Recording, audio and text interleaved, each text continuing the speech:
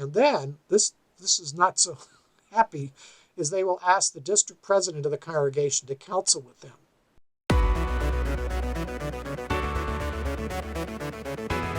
Welcome to Synod Stories, a show about the Lutheran Church Missouri Synod, where it's been, where it is, and where it's going.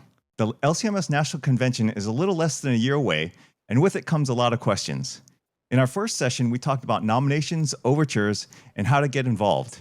This time, we're going to talk more about how the convention actually works. For this, we have Dr. Martin Nolan, who is pastor of Grace Lutheran Church in San Mateo, California, and former director of the Concordia Historical Institute. Dr. Nolan, thank you again for being here. Thanks for inviting me. So before we talk convention, I have some housekeeping to address about the electoral circuits, which actually involves both of us. So it turns out that the Peninsula, the Silicon Valley, and Monterey circuits are all too small to be electoral circuits. Oh. But from Pastor Weller, only 2 circuits can be combined to make an electoral circuit. So we cannot combine all 3. So the CNH district president has to make a call on which circuits will be combined, and so we might not be together. But yeah, so he has to make a call and figure out which ones he's going to combine and where the third one will go and find a home. So does that mean if you combine with the Monterey circuit, you get to play at Pebble Beach? That would be nice. All right. So Dr. Nolan, where do you want to take us today? So first off, I have a little bit of a correction. It's a small detail, but if you're going to do a nomination, it can be a big thing. So I actually started working on nominations this last week and found out that they've changed the online system. It used to be some type of PDF that you download, you fill it out, and then you send it back. Well, now it's a live online system, which means that when you go online, you have to have your data ready to go. And so what sort of data is the nomination form going to be looking for? Now, this is for the offices of secretary, all the boards, all the commissions. It does not refer to the nominations for president, first vice president, or regional vice presidents. And we'll get into some of that detail later. But anyway, for those of you making nominations, again, go to the Synod website, and this is what you will need. Full name, address, phone, email, roster class, that's for church workers, district and congregational membership. If you don't know that, talk to the person you're nominating. Then you have to indicate which offices, and you can do more than one apparently, you intend to nominate the person for. And if you're thinking they're really good, you can nominate them for everything and let the convention committee or the nomination committee figure out where they fit. Then you need at least 2 additional, their personal references. And that means you'll need, let's say, John Smith's postal address, phone, and email address for the 2 references. And then you have to give, and this has always been done, an evaluation of their good standing in the church, their experience, and also then general aptitudes or suitability for positions. So you have to have all that ready before you go online, because it's not like you compare it and then just download it. So be aware of that. So that'll take a little bit of work in advance. It does make it easier for the committee on convention nominations and the secretary not have to deal with all those PDFs. It now just filters everything more automatically. And I have to say, John Cias, he was into computers before he went into the ministry, and this guy's just a genius. He's made a lot of things a lot simpler and more efficient at the synodical level. So thanks to John for that work. That reference thing that you mentioned might be a little bit harder because you might not know who that, or you would have to talk to the person to get them to tell you who you want to be the references kind of thing. You might not know who they should, Yeah, so that's why you have to talk to the person to get their permission anyway to nominate. And then when you talk to them, that's the time to say, well, who are your references and can you give me their contact information? So yeah, right there is where you do that. And the last part of it is, your judgment on it. And you should be fair. You're not just trying to sell the product, as it were. Be fair, and that's very helpful to the. But I think really the committee when they get those personal references, that tends to be what they really look at carefully, because you're just doing the job of trying to get people into the pipeline. So anyway, that's a little bit different from what I told the audience in the last series or the last session. So just be aware of that. Sounds good. So where would you like to take us? Well, there's three things we need to talk about today. And the first is the process I just mentioned, the nominations for secretary, boards, and commissions. And it covers a lot of offices. So what I want to do is, we talked last time about the deadlines and some of the basics. Now what I want you to do is the audience to understand how this actually works. Because, well, maybe your nomination will get declined. And then you think, well, they just don't like me. I'm from San Francisco, and nobody likes San Francisco anymore. Well, no, it has nothing to do with that. So it helps to understand the process. And also, when it comes to overtures, there's some pitfalls there. And if you're not aware of the pitfalls, you fall into the pit. And so will your overture, and it won't get anywhere. So today we're going to talk about the two types of nominations, how that process works through the synod, and then about the overtures. And I hope this is helpful. People that have done this multiple times, and they may not learn anything new, but you never know. I've done this multiple times since I've been in the ministry as a pastor, and they change the process every once in a while, so I could be wrong, and I'm mixing up something from 40 years ago. So the ultimate authority, again, go to the website where it talks about the convention. It's the LCMS.org website. Okay, so let's start with the nominations for secretary, boards, and commissions. So how does this work? First off, an individual or a committee, could be a board of elders, considers, that means you talk about, and propose a nominee. The second step is you get the approval for the nominee. And while you're doing that, get that information I just talked about. Third, you complete and send the nomination form before the deadline. These are real deadlines. Like I said last time, if you don't meet the deadline, they're not going to make any forgiveness for that. There's lots of forgiveness in the Lutheran Church, but not past a deadline. And the one for this is October 18th. So that's coming up. This takes a while to do this work, so start working on it now. Where does it go after that, this nomination that you've sent? Somebody you hope would get elected. You think they'll really do a good job. Well, the nomination goes to the Missouri Synod Secretary's office. That's a corporate secretary. It's not an office secretary. And John he's brilliant. And that office is well run. It explains this in the bylaws, how everything I'm talking about comes right out of the current bylaws. So then that's kept by the secretary in his office. Now it's all electronic until the beginning of the committee for convention nominations. And they probably meet by video conference. I'm guessing they probably could save a lot of money. They probably at least have one meeting where they're all together in the same place. So it is received by the committee. It's a stack. For this process, there's a lot of nominations. And then the bylaws say that I'll call it the CCN, that's short, it's an acronym. It organizes its work in whatever way it deems necessary. So if you've been on the committee for convention nominations before, and then you go to the meeting and you say, wait, we never did it this way before. That's Missouri Synod way of, saying, you got to do it my way, because I've never done it this way. Well, the bylaws say once they organize and elect the chair, they can do it however they want. Now, what is the CCN supposed to do? So the first thing they look at, and here is helpful when you're nominating somebody, they use the duties and requirements of each position to decide who ends up on their list. Now, what are the duties? It's in here someplace. I have, by the way, older handbooks, so if I lose this, it's not a big deal. So This is the handbook of the Synod. And let's say you want to nominate, well, you could nominate Pastor Weller for regent at Concordia Irvine. Well, you go and look up the Concordia Irvine, or the regents of Concordia University, and then you look at each one of the offices.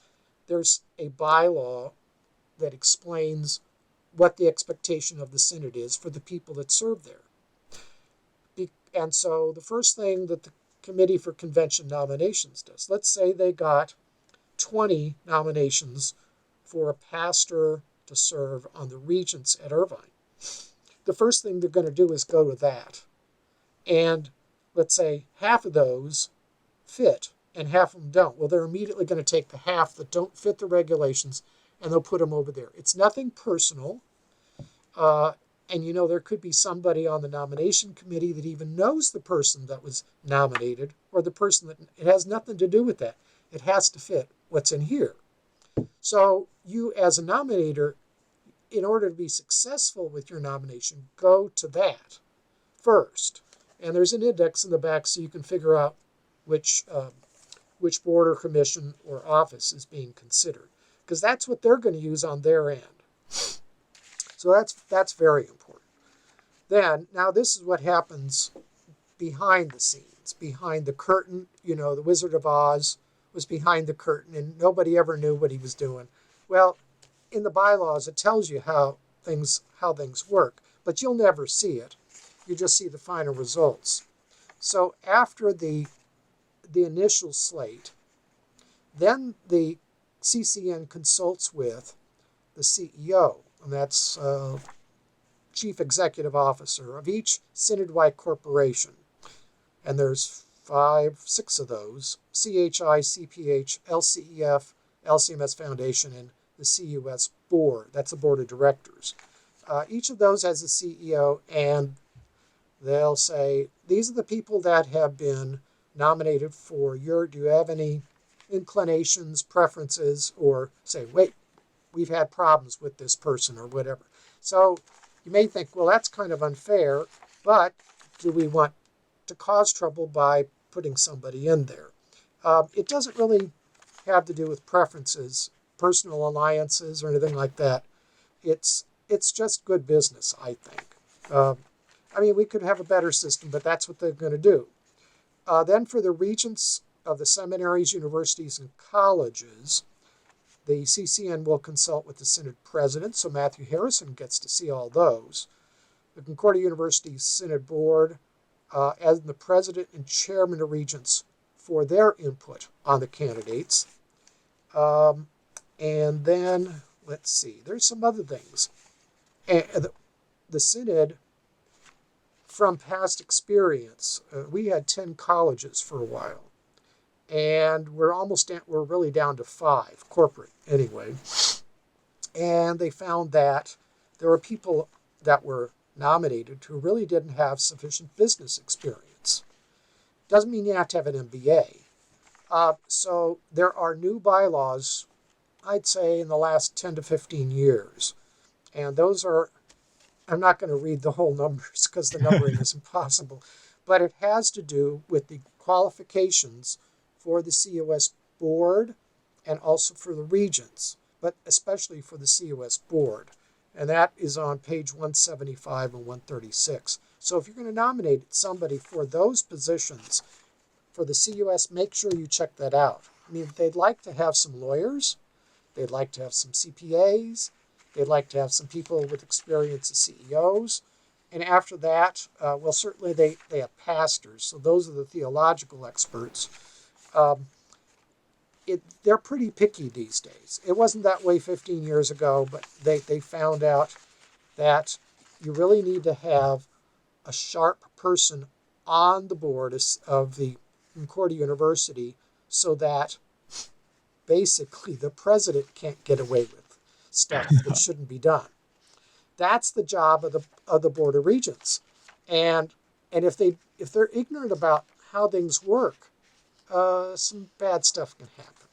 I would interject that actually was the problem with Portland. When I was on that board, there was the business that the deal that had been made was like something I saw from the .com era was like, oh my gosh, this. And I was talking to the interim CFO, and we were both talking. These were startup numbers with the hockey graph, and it was like, oh my gosh, I can't believe anyone pitched this and got it accepted in the in the modern era. It was a little scary. And you had the experience of being in the internet .com boom, and you worked in the computer industry. You know how those things work. Entrepreneurs, and boy, are they salesmen. Yes. Right? You hear all this stuff about AI, and I think, computers are AI from the beginning. So what's new about this? Right?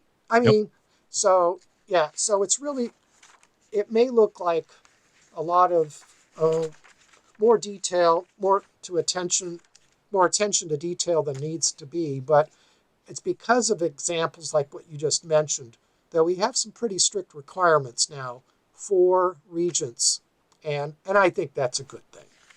Okay, what else? Then what they end up with and the product for each position. So let's say, again, you nominated your pastor for regent at Concordia Irvine. The final result from the CCN is that there will be 2 candidates at least and 1 alternate in case before the convention one of them drops out. So there would be in the book the biographical synopsis, which last time, if I can reach this without making a mess, last time it looked like this. I showed this on the last show. It's a biographical synopsis, and then in here, you have the people that the CCN took from, they had 20 and they reduced it to 2. Okay? So that's, if you're a delegate and you nominated somebody, you're going to say, hey, where's the person that I nominated? Well, it's the job of the CCN. If they get more than 2, they have to drop everybody else out. Now, the question comes about, well, if you're a delegate or have a friend there, can other people be put on the ballot? Yes, they can. And that's the difference between the first, what we're talking about right now, and the president and vice presidents. Those things, it's an entirely different system. There's no floor nominations. But in these, there could be. So you had a stack of 20, and poor Pastor Weller didn't. He didn't make it. He's still in the stack. Whoops. He's still in the stack, and you didn't see him there. Well, now there is floor nominations allowed. Now, before we get to that, so there's 2 candidates at least and 1 alternate. That's the product for each position. And then this is posted. This information is posted at least 5 months prior on the Synod website, in the Reporter and Witness, and in the convention workbook. I believe it's around February 18th is when we find out who the nominees are that have passed all this vetting. So what about the floor nominations? That's bylaw, presently it's bylaw 3.12.3.7. 4 sets of numbers. Boy, I like the old letter and number comp. Anyway, there are rules for at the convention to make a floor nomination.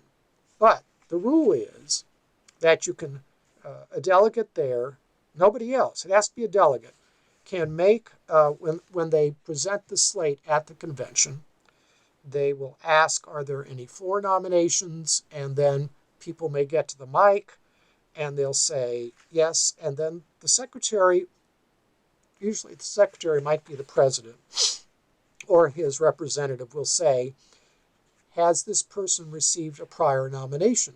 In other words, you as a delegate can't just now make a nomination at the convention floor. You had to have sent this person through the process.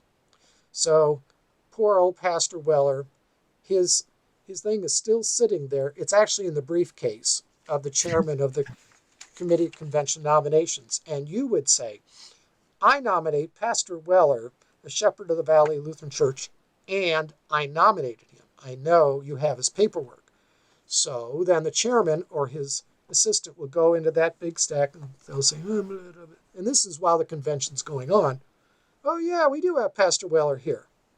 So then if the convention approves the floor nomination, which it goes simple vote, then you have a third candidate. And this can go on for a while. Now, there is an exception to that. In some cases, the convention may feel that the candidate is so well known, and they all think, well, why did nobody ever give his nomination in the first place? The convention itself, by majority, can overrule the exception so that somebody who has not been prior nominated can be simply floor nominated. But then it opens it up to everybody. So then you could, at the convention, if the convention does that, you'd say, hey, Joe, would you like to be nominated for? You say, yeah. And then it's chaos because all the work of the CCN then may go down the tube. So it very rarely happens. So what this tells you is if you want somebody to be nominated, get it in before the deadline. Because it really, practically speaking, it is a deadline. And even if they don't get into the book, you could find a delegate that's willing to bring them forward. And if their paperwork was received, then they might get elected. Then finally it goes at the convention to the Committee on Elections, and they go through the normal process of elections one at a time. And if you don't know, the delegates have a keypad, and you punch in your code, and then you punch in the numbers, yes, no, and finally you'll see on the board, that's the large screens that are there, the name of the candidates for each office, and you select, and it's a runoff. So the highest ones are retained, the lowest ones drop off. And then you have an election. And that goes on throughout the convention.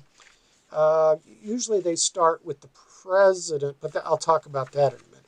The president, vice presidents, and then the secretary, and then they go to all the boards and commissions. So do you have any questions right at this point about that process? So and when is it required, like when there's a single position, is it like, does it have to end up with someone with a majority, and they whittle them down so that someone has a majority, or is it just like highest number gets it, but like highest percentage, it whittles down to someone gets a majority? Yeah, I think it almost always goes to the majority. There may be some exceptions to that. I don't remember, but yeah, almost always. So it's a runoff, and because they're the keypads, it happens right away. Yes. Okay, yeah, that makes sense. Okay, so are we ready for the next process? All right, sounds good. Okay, so the next thing has to do with, and this one is a new process. We used to do everything in the way I just described, and once the Synod realized, we have these keypads, and we have electronic, and members from their websites can actually do nominations, and elections even. And so in the last 20 years or so, we've gone more to online nominations and the online election only of the president of the Synod. Now, why did they do that? The idea was that every congregation then gets a chance, because at the convention you only have delegates. When we talked at this session, you talked about the electoral circuit. Well, that it can't be 3 counties or 3 circuits. Got to be 2, but it could be like 12 congregations. So are you really represented? It's an indirect representation that way.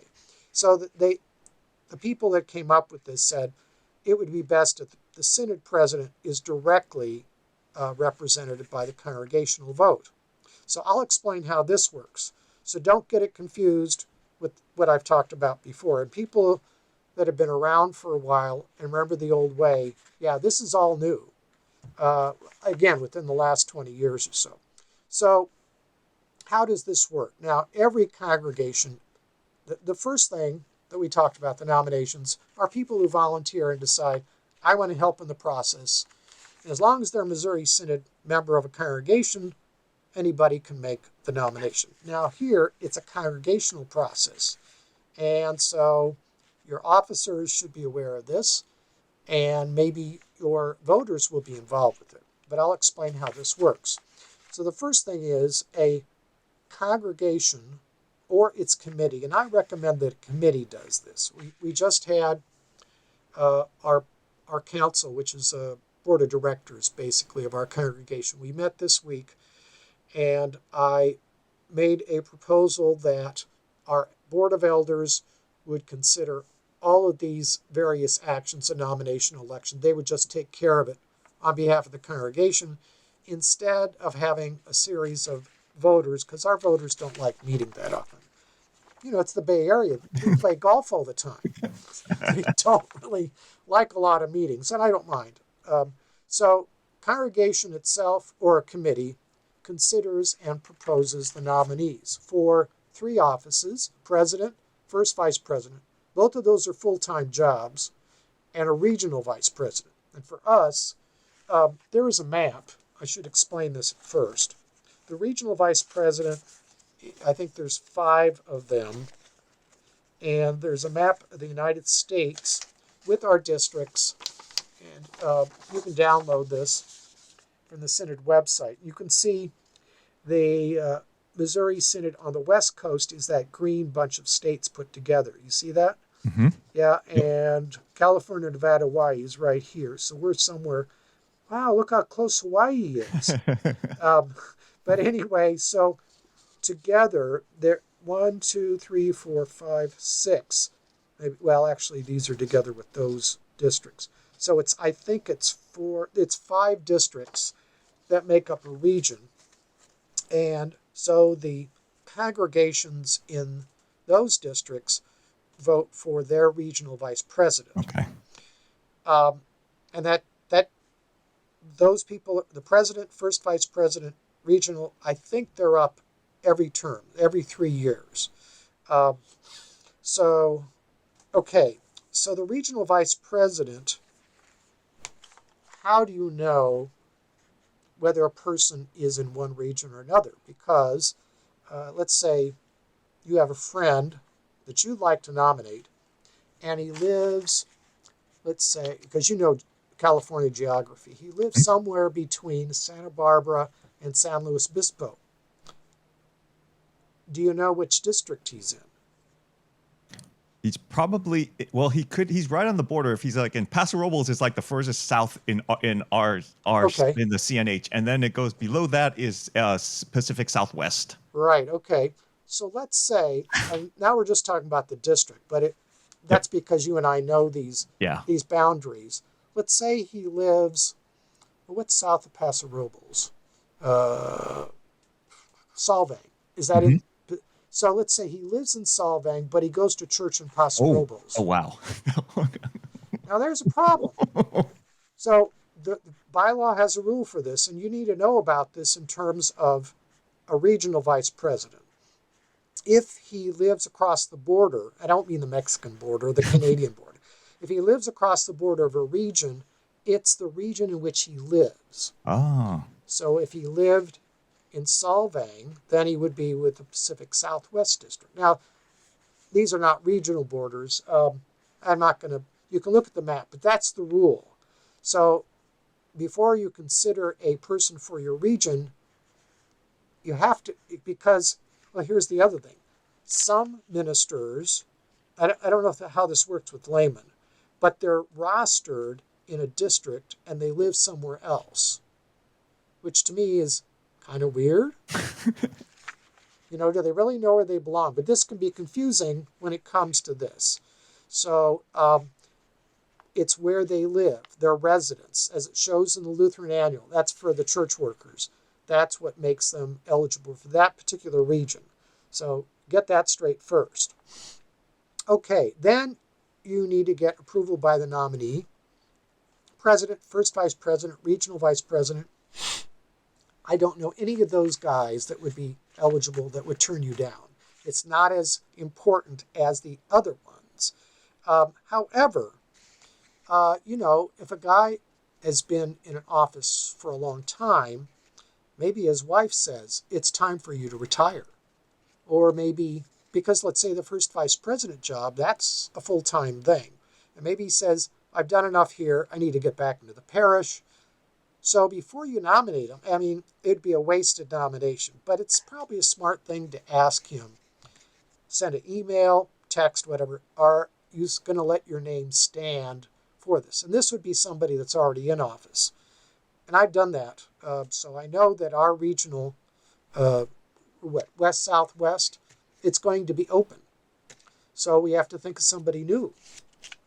And then also ask the person that you're thinking about nominating. So let's say I would decide, oh, Pastor Weller. Well, he's going to say, no, I don't want that. No. I'm not ready for that level of politics. Serious. Not everybody's cut out for all these jobs. So get approval from the nominee and also from the person if they're currently in the office, unless you don't care and don't mind if they get dislodged. But so you got to do a little bit of homework there, or talk to people that know these.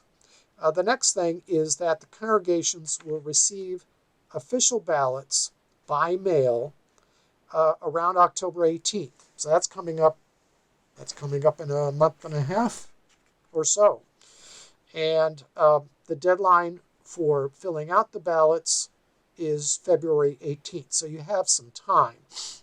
But your office secretaries at your churches should watch for this. It should be from the Synod, and it will have the official ballots. Now then, where do you go from there? The voters' assembly or the governing body that's given the authority to do this, and if there's like my board of elders, they don't necessarily in our bylaws have the authority to do nominations. That's why I had the council, the board of directors, give them that authority. It has to be explicit. So if it's in your bylaws or you have a motion that was passed at the voters or the board of directors, that's enough. Then they act. So they nominate one or two eligible, these would all be ordained candidates for each office: president, first vice president, regional vice president. And then before February 18th, two of the officers, and they should be the corporate officers, not the pastor, they log in with the website and they send in the names that the committee or the congregation has chosen, two for each. And it's now it's a group called Yes Elections by February 18th. So then that goes, it goes electronically, it goes into a data bank, and at some point, the Secretary of Synod and other officers will pull this down after February 18th. And how this works then is that the ballot that goes to the convention, and also then for the president to all the congregations, is the persons who have, for the president, the 5 highest number of nominations. For the first vice president, it's the 20 highest numbers, and for the regional vice president, it's the 5 highest. So you might say, well, it doesn't really matter. Well, yeah, in this case, the nominations are a way of ranking the desirability of certain candidates. So the Synod already is expressing its will by the number of nominations that candidates get. So let's say that you nominated Robert Weller, our friend, your good circuit visitor. Well, actually, he's a vice president now, right? He's the vice president of the region, yeah, or of the district, yeah. And he accepted it, and it went through the process, and then, well, because people were listening to the program, he got 500 nominations. In fact, he got more than even the president of the Synod. Well, he's definitely going to be in the top. So what happens there is that if he's a regional vice president, that goes on to the convention. First vice president, that election goes on to the convention. But when it comes to the president of the Synod then is elected, as I said before, it's elected by the congregations. So then your congregation needs to choose, appoint, whatever, one ordained person from your congregation, or one layman. And they must register in advance by March 15th. The Synod website tells how to do that. When you get the paperwork from Synod on October 18th, it should explain how to do that. But you have to register. So you can't just at the last minute, oh, I'm going to vote. No, whoever is your electors, they have to register in advance. Then the presidential elections happen June 6th to 9th, which is, well, that's more than a month before the convention. And then there's runoffs, because you've got 5 candidates. And if the president doesn't get elected on the first ballot, which I think is a majority, 50%, then it's got to keep going. And this will continue to June 30th. So the people that volunteer to serve as electors have to be available, be able to get on to the website, the internet, in that period of time. If they're going to be busy on vacation, or like most of your friends over there at Shepherd Valley, they go to Hawaii during June. Come on, I don't want to be busy with stuff like, they're not going to be good people to do this just because they're busy. So make sure you get people that are willing and able to serve during that period of time. Then first, the first thing that happens at the convention, and this is middle of July, after the initial introductions, the opening service and all that. The first order of business is that the president of the Synod is announced. I don't know, that may be announced prior, but it's official once it's announced by the chairman or his representative. And then the next thing is the election of the first vice president and the regional vice president. And what sounds strange is that the nominations came from the districts and the regions, but the convention as a synod decides who are going to be the regional vice presidents. So it could be a rather strange thing that somebody is well known in his region, but the rest of the synod doesn't know him. And so they see a name that everybody knows, and the synod they elect somebody that nobody in the region knows. That's the way they put this together. So just be aware of that. So they elect the first vice president as the first office, and after the announcement of that results, then they go to the regional vice presidents, and the final thing with that is that they rank them. So after your first vice president, you have second, third, fourth, and fifth. And why do you do that? That's because they're only one heartbeat away from becoming president. They say, so if you lose a president due to disability or death, it goes down to the next person. And we don't want to have to go through this whole process that we do every 3 years, so we have 5 of those. God forbid that they all pass away at the same time. Then we'd have to, we could elect you, Brian Yamabe. You'd figure out how to do this. Again, there are no floor nominations for president, first vice president, or regional vice president. It's all determined in advance. The convention is only selecting in the nominees. So here again, the nominations really count in the sense of the secretary, the board of commissions, the quality of the person that you sent, their capabilities, their leadership quality, their user experience. That makes a big difference on the commissions and boards. And on the case of the nominations, the number of nominations makes the most. That's really what gets a person elected. So even if you don't do any of the other nominations, every congregation really should be involved in the election or the nomination and election of president, first vice president, and regional. Finally, just to let delegates know, again, you use those electronic keypads and you see the immediate result, and then you have a president and a first vice president and a regional. So that's it for the nominations. Then I have a little talk about the overtures if we still have time. Yep. I do have a question about the first vice president. I remember at the time I don't remember it ended up this way, but there was the idea that the president had influence on the slate for first vice president because they wanted him to get along with them. I don't know if that ever happened, but that was like one of the things that when I was in the 2010 one, when the big restructuring, they talked about doing that. I don't remember if that became a thing or not. Do you happen to remember or know?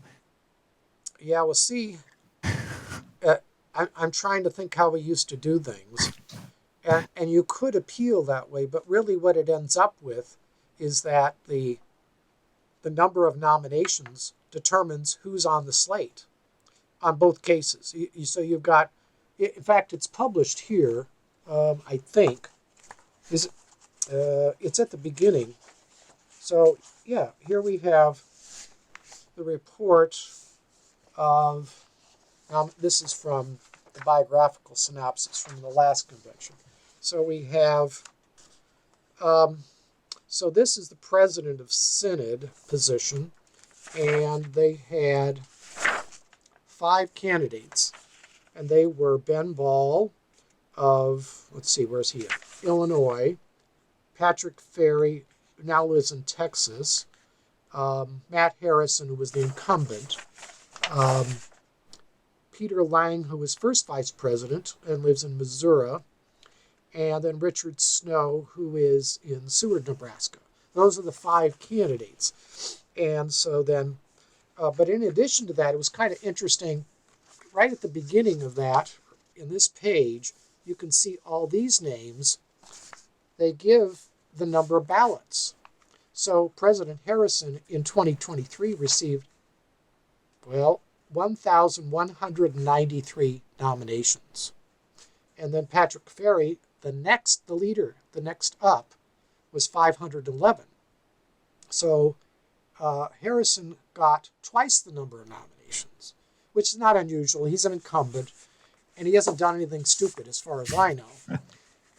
I'd have to talk to his wife, Kathy. She's my, but that's all private, And then the next one after that, Richard Snow, was in the 200s, and Peter and Ben were down in 100. So, and after that, it drops off.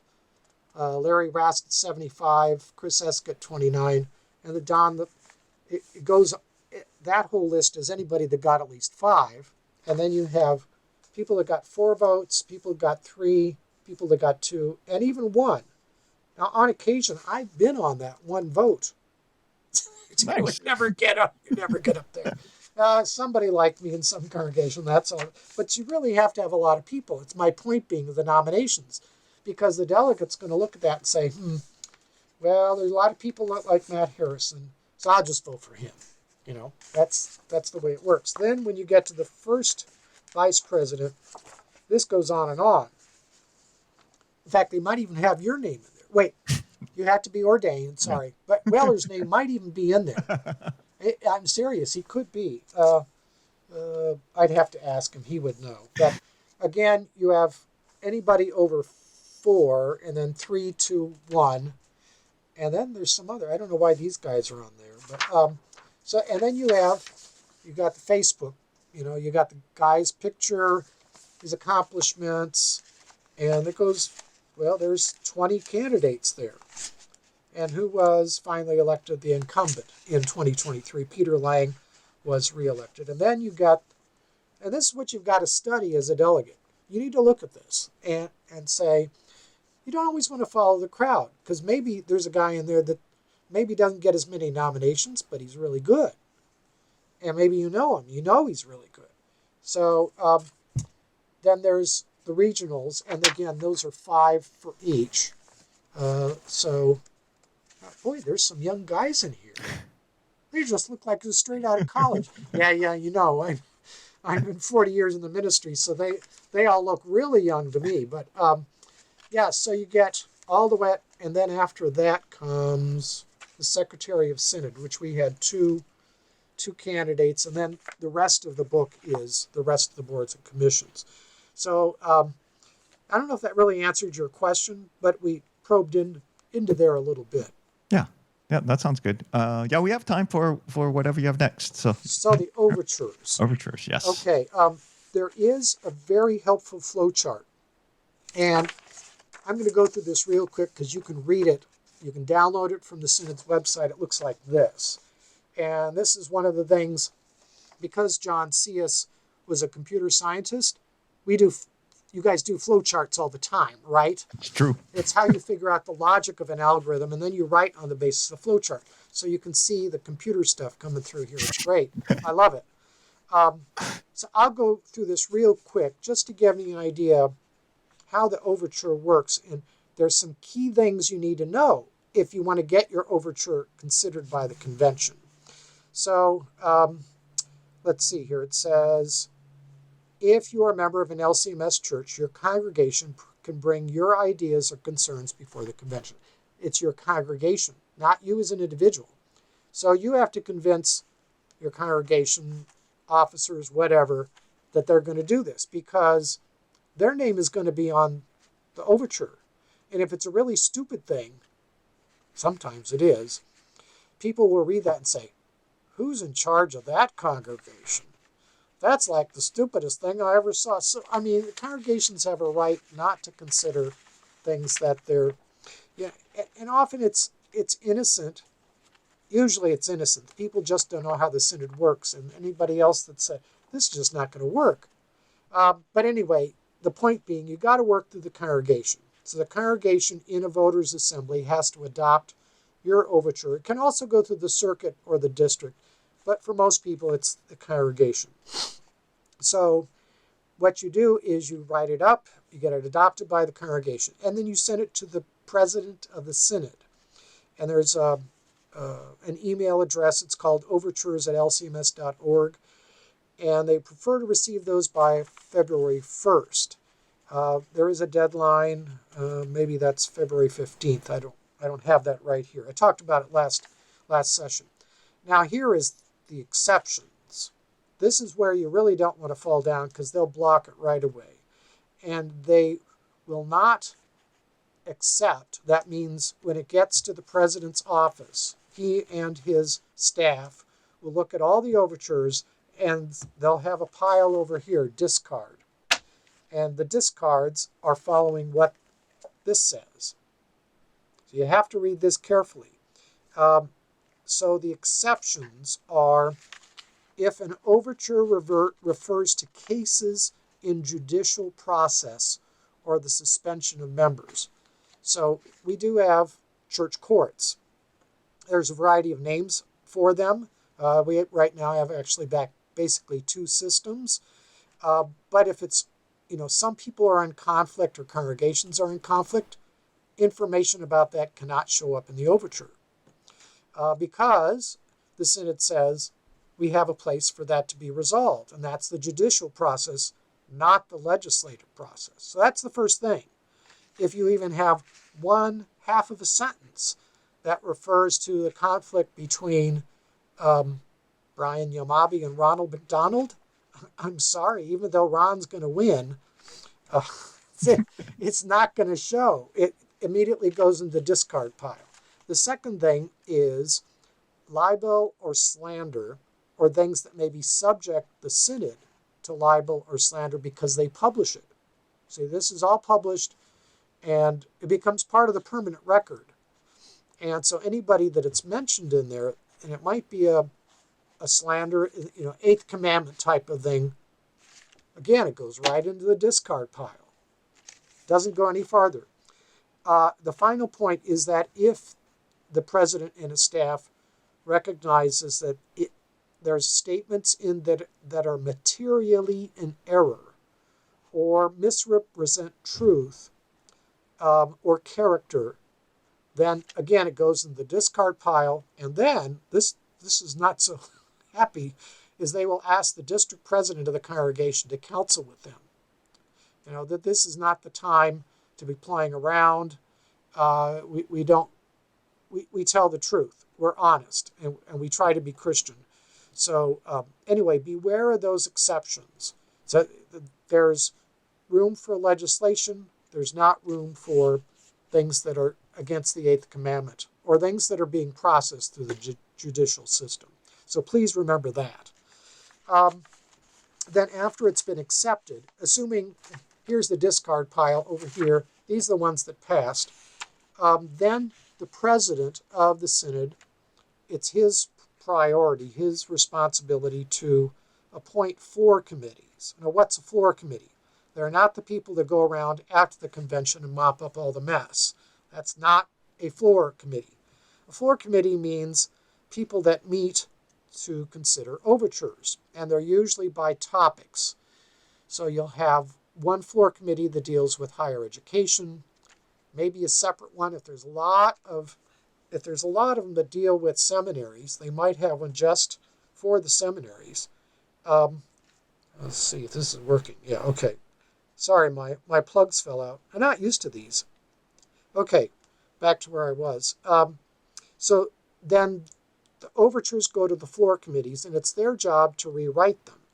So when you see the workbook, you say, well, that's not what we wrote. Well, they'll publish your overture. But what goes to the convention is something that is maybe simplified, because we're asking a lot of the delegates anyway to read all this stuff. And in many cases, congregations respond to the same situations or phenomena in the same way. Well, and they're just going to put those together. And then all the congregations that submitted it on that topic, let's say they're afraid of having clown worship. I thought of Ronald McDonald, so you get 20 congregations that are against clown worship. They'll probably put that all into one overture or one resolution. This then, after the overture is accepted, then they go, let's see, he publishes the workbook, and that's available by April 25th. And then congregations, pastors, and delegates may express comments on the overtures in the workbook to the Secretary of Synod. A lot of people don't do that, but they can. And then those comments are forwarded to the floor committees. The floor committees determine the content and priority of resolutions, so they decide which come at first. And if your resolution is at the very bottom, they may run out of time. Sometimes they're put in what they call omnibus resolutions or overtures, and that does not mean it's a bus that's running around. I know that the British have omnibuses, but when we use the term, it means basically it's already been dealt with, or there is a committee or board that does this all the time. And why do we need to spend the convention's time? Then they're made available. The proposed resolutions that come from the floor committee go to a booklet called Today's Business. It's also online, and the Today's Business comes out every day. The first one is available by mid-June, and so you have maybe a couple of weeks to read through that as a delegate. And then the stuff that's in Today's Business, that's the wording that the chairman, that's the president of the synod, gives to the convention to consider. They may amend it, and then you go through the whole parliamentary process. There is also the chance, what they call open hearings. So right at the beginning of the convention, you can go to a floor committee and say, I saw something in this one, it doesn't make any sense. And you can point it out, and I've had success with this. That's probably the most helpful way if you see a minor, I mean, in other words, you're not opposed to the whole idea. You might be. But in order to reduce confusion, you say, this statement in here just doesn't make sense. At least I don't understand it.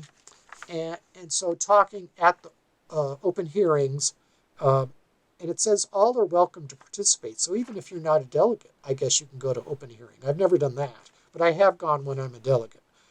So then the floor committees finalize it, and then it goes to the convention to adopt or decline or amend. And then you have your resolutions.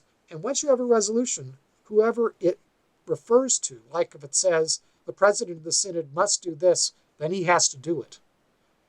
And by this process, so not only has the convention elected the person, they also, through the overture actions, they can tell those people exactly what to do.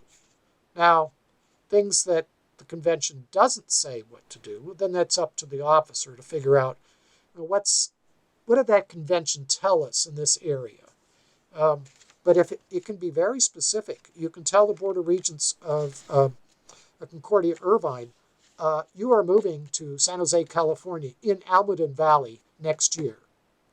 And then they have to do it. Now, nobody's going to adopt that. They know it doesn't make sense. But sometimes the synod has moved its it's a possibility. So once the convention has worked through it, the officers, the boards, they have to do what the convention says. And if they disagree with it, then it's a mess. But just understand that through this process, you as an individual layman in the Missouri Synod, you can have a big effect on things that are happening in the Missouri Synod. Nice. So I have two questions on overtures. So Okay. what if some congregation was a little bit excited or something, and they actually in an overture like express something that was antithetical to our doctrine? Is that the pile that goes no and you get a visit? Is that would somebody do, like if they wanted us to explore, I'm guessing if we wanted to explore women's ordination, that would be in omnibus because we've done that already and we don't need to talk about it. But if they said something more extreme than that, I'm not even sure what, like we should study, transgender pastorate or something. Would that, could that possibly go in the no stack and say, we might need to visit you kind of thing? Is that? Well, it's what goes into the discard pile are things that are materially in error. In other words, you can advocate for something, Okay. even something strange like transgenderism. But if you said, for example, that Martin Luther was in favor of transgenderism, well, that's materially in error. I've read a lot of Luther, and all the people in favor of LGBTQ stuff, they've never come up with a quote, and they've tried from Luther that would be, so that's materially in error. It's a false statement. And so it gives the president pretty obligated. He puts it in the discard pile because we don't want to be confusing the delegates. I mean, part of it, it's an educational experience. And so if you have a lot of stuff that goes in there that confuses them, then they're going to make bad decisions. You want them to know the truth about things, and that's why that's there. So, but if it can be controversial. I mean, transgenderism would be controversial in the Missouri Synod, but if there's nothing in it that's materially untrue, then it wouldn't go in the discard. Okay. They might go to omnibus because we have materials. CTCR has done documents on homosexuality and things like that. But maybe somebody came up with something and said, well, nobody's ever thought about this or addressed this. Can the CTCR please issue a report on this issue? And the CTCR, they all scratch their head and say, well, why didn't we think of that? And it'll go through, which is a very helpful thing, even though it's maybe controversial. Go ahead. Yeah, sure. Oh, and then the floor committees. Have you, like you talked about the example of clown worship, like we're against clown worship. Have you ever seen it where the floor committee kind of like turns it, like reverses it and goes, well, we should explore clown worship, or have they done things like that? I will say this because that has happened to me in the CNH district.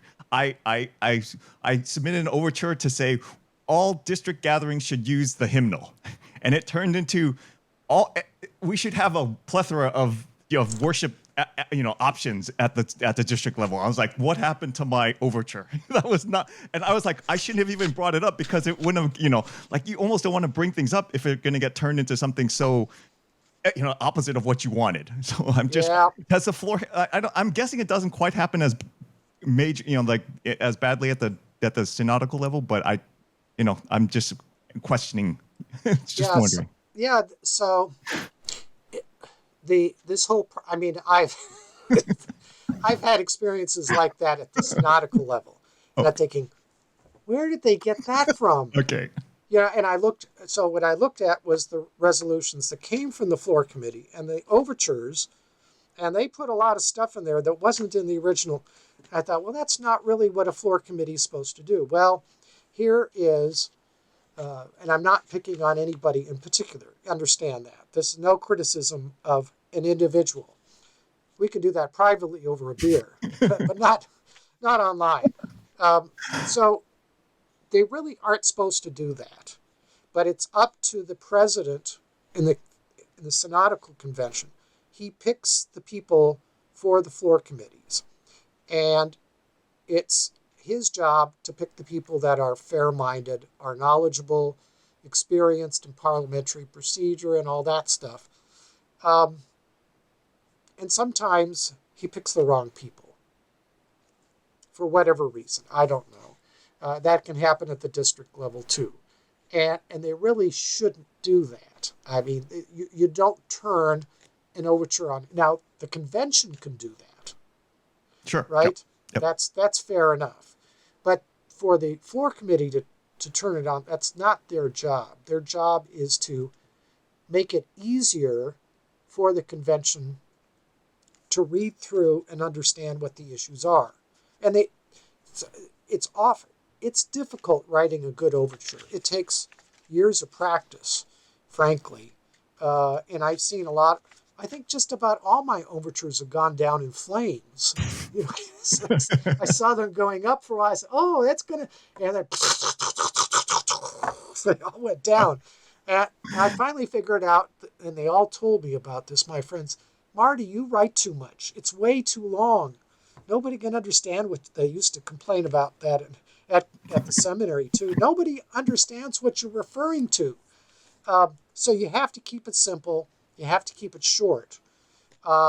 Sometimes you do have to go into details, but the better thing is to keep it as short and simple as possible. And my best advice on that is, if you're writing an overture, have a teammate, somebody who's had experience with this.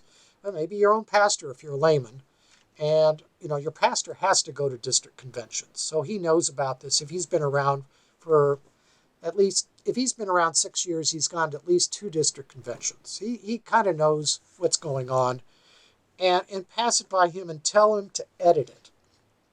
And do it broadly. I mean, with a red pen. So that the main issue is what the delegates are considering. Now, they can always amend it. That's their right. They can amend it to death. They can amend it so it goes opposite, but if you keep it simple, the floor committee will say, "Oh, we don't need to do anything with this one. They'll just pass it right through." And that's the preferable thing. So identify what the issue is that you're addressing. And some of them are simply commending people. So let's say you have a district president who is retiring, and he served for 30 years on the district level at various offices. Well, it's a good thing to have a commendatory overture, and nobody's going to fight that or revise that. But still, you want to write it well. And even that, pass it by somebody saying, "How does this look? How's a delegate going to read this? Do I say anything that's embarrassing here?" You don't want to do that. It's overtures. You shouldn't, just because it's a process, you shouldn't let me say, "Oh, I don't have any experience." Even the most inexperienced person has to start somewhere. I'm just saying, after you've written your overture, have a friend that knows a little bit about the synod. In fact, you could send it to Brian Yamabe. You've had a lot volunteering you. Don't send it to me. I've got too much stuff like this already. And then they can give you, it may not need any work, but, it always helps. Makes sense. So any closing words you have? Anything you want to thinking things about we might talk about next, or anything to wrap things up? Well, one thing we could talk about is people that come from other church bodies or people that are not really familiar with how we do things. It may seem strange to them that Lutherans have what we call a congregational polity. And that, like I said at the beginning, it's a bottom up. So congregations decide who gets to be their pastor. They own their own property. They elect their delegates. And through the congregations as a whole, they decide what they're going to do. And they tell their bishops, that's what they're called in other church bodies, they tell their bishops, "You got to do this." And a classic example in my lifetime was the big controversy with Seminex, where after the synod had dealt with it for a couple of conventions, they told Jack Preuss, "If any of those district presidents ordain another Seminex candidate, you are to remove them from office." Absolutely. So there was no wiggle room there. Jack said, "Oh, well, I got to do this." And he talked to the DPs and said, "Now, I didn't write this. Somebody else did. The convention loves it. I got to do it. So don't go ordaining Seminix graduates because I have to remove you. And they say, but you're bishop, you can do it. No, I'm not the bishop. I'm at the mercy of the Missouri Synod Convention. I have to do what they do, and I really don't want to get rid of you guys. He was a class. He was classy. But anyway, that's an example. And that means that the congregations, as a corporate body, they rule the synod. And for Lutherans, that's kind of a new thing. So I think we'll talk about that in a future session. It's worth learning and understanding our church body that way. And that's even on the congregational level. And then if we have time later, we could maybe guess at what some of the issues will be. Because I mentioned before that you can look at the district conventions and you see issues percolating through there, what was reported in the reporter.